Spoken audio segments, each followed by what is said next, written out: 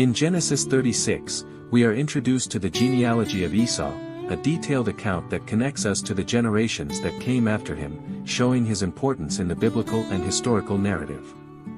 Jacob's brother Esau is also known as Edom, and his descendants formed the nation of Edom, located in the mountainous region of Seir. The chapter begins by highlighting Esau's wives and the children who were born in Canaan. Esau later moves to Seir, leaving Canaan to Jacob, thus fulfilling God's plan to establish Jacob as the heir to the promised land. The list of Esau's descendants includes the names of leaders, kings, and clans who ruled Edom before Israel had its own kings. This genealogical record is more than just a list of names, it demonstrates how God kept his promises, even to those outside the covenant line. Esau prospered, his family grew, and his descendants played a significant role in the history of the region. Genesis 36 offers a historical and spiritual perspective on the descendants of Esau and their contribution to the geopolitical landscape of the time. Subscribe to the channel, and stay with us until the end for a message that can change your life. From a biblical perspective, Genesis 36 highlights the fulfillment of God's promises to Abraham. Although Esau is not part of the line of the Messiah, he is still blessed with prosperity and a powerful lineage, as God had promised to Abraham and Isaac. The narrative reminds us that God is faithful to his words, caring for all generations, even those not directly involved in the covenant line.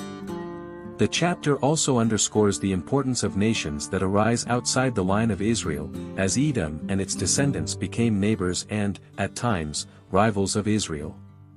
The mention of Edomite kings and chiefs before the Israelite monarchy points to God's sovereignty, which allowed these nations to develop in their time and space.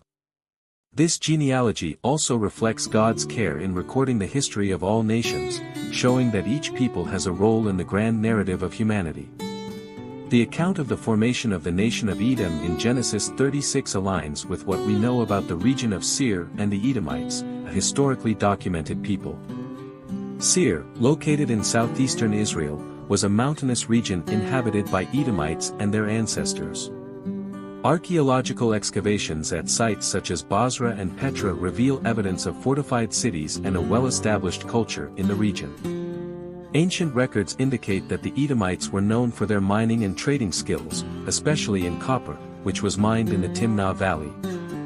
Furthermore, names mentioned in the genealogy of Esau, such as Alva, Jetheth, and Eliphaz, have parallels in inscriptions and documents found in excavations, suggesting the influence and impact of the Edomites on the history of the region.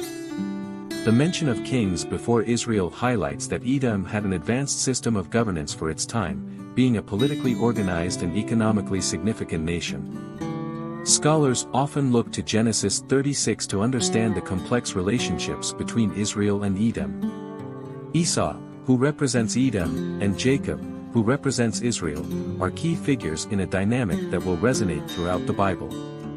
The rivalry between Edom and Israel begins with the brothers themselves and continues as a historical and geopolitical tension between their descendant nations.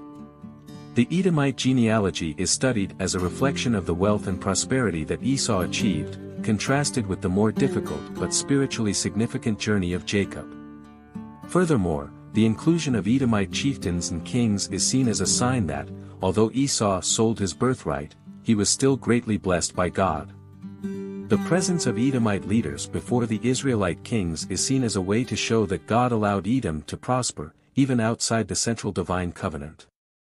Archaeological excavations in areas associated with Edom, such as the Timnah Valley and Bozrah, have uncovered fascinating evidence that corroborates the accounts in Genesis 36. Ancient mining evidence shows that the Edomites were masters in the extraction and smelting of copper, which gave them economic importance in the region. Structures found indicate that Edomite cities were heavily fortified, with advanced defense systems for the time. Inscriptions with names similar to those mentioned in the genealogy of Esau have been discovered, suggesting cultural continuity between the biblical Edomites and the historical peoples who inhabited the region. In addition, the findings indicate an organized society, with evidence of regional trade and centralized governance. These remains lend weight to the biblical account, showing that Edom was a significant nation with a lasting impact on the history of the Middle East. 110/5000. The story of Esau and his descendants in Genesis 36 resonates with lessons that are still relevant today. The idea that God cares for all nations, regardless of their role in God's covenant, reminds us that there is room for everyone in God's grand plan. Esau's prosperity, even outside of the covenant line, is a testament to the fact that God's blessings reach even those who take different paths. In the modern world, where nations and cultures often compete and collaborate, the story of Edom and Israel highlights the importance of understanding our historical and cultural connections. The preservation of genealogies and the appreciation of entire nations as part of the biblical narrative reinforce the importance of respecting and learning from different cultures and histories. Genesis 36 reminds us that even in our differences, we are all part of a larger story, where God's purpose unfolds in each generation. If you enjoyed this video, be sure to subscribe to the channel, like, and share. And remember, each day is a new opportunity to call on the name of the Lord. See you next time.